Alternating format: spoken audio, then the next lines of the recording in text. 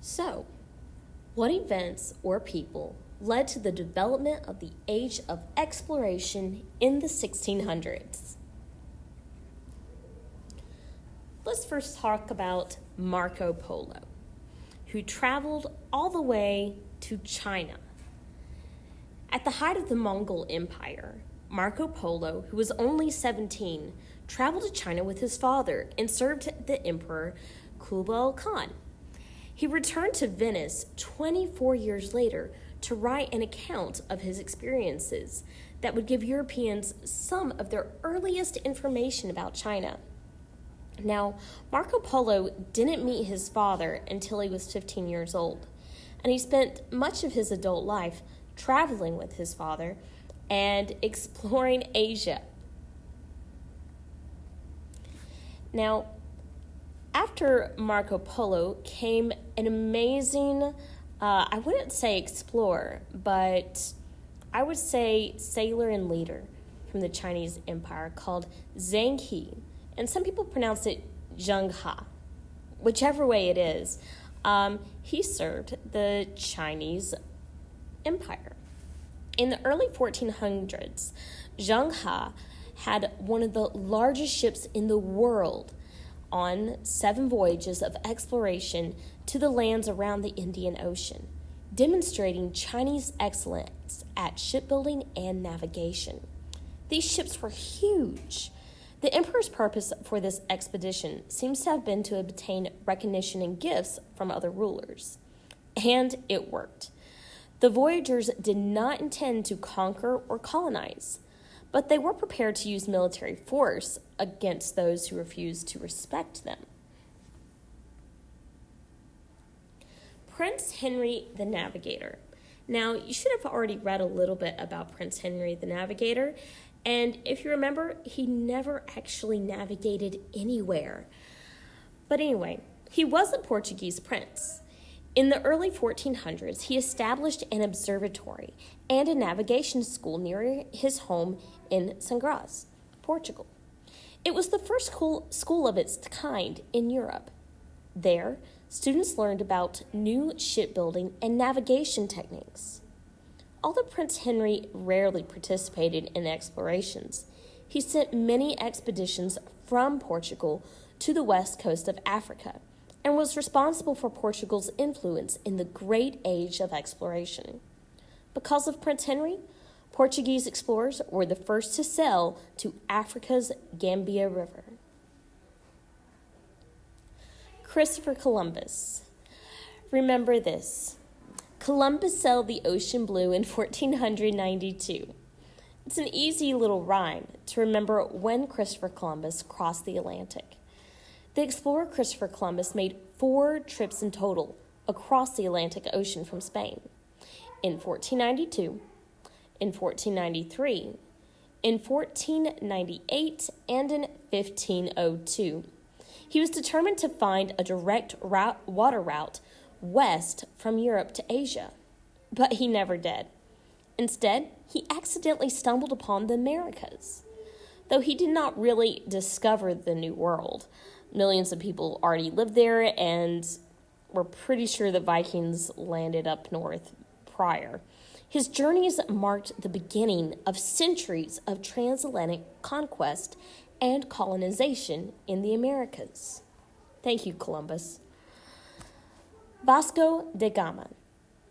The Portuguese nobleman Vasco da Gama sailed from Lisbon in 1497 on a mission to reach India and open a sea route from Europe to the east.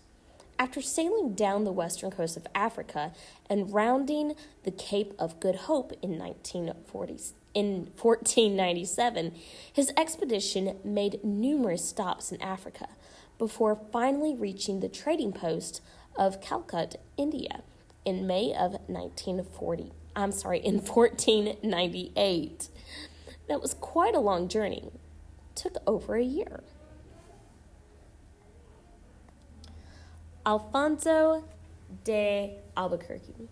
His program to gain control of all the main maritime trade routes, remember, maritime means water, His program to gain control of all of the main maritime trade routes of the East and to build permanent fortresses with settled populations laid the foundations of Portuguese influence in the Orient.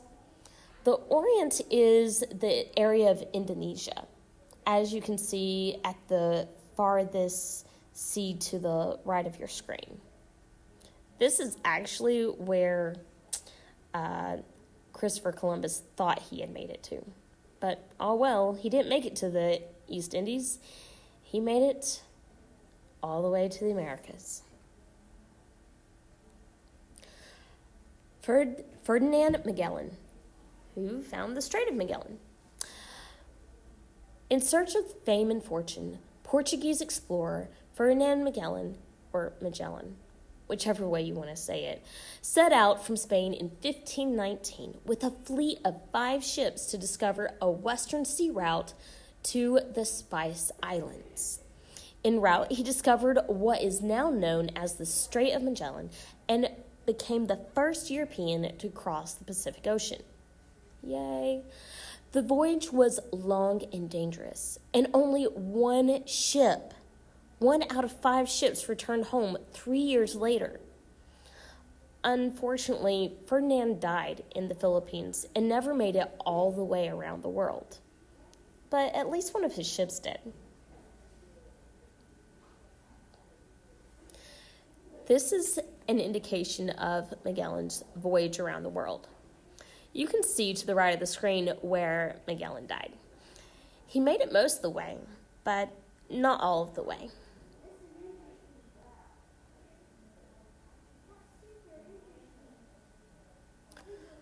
Hernan Cortez.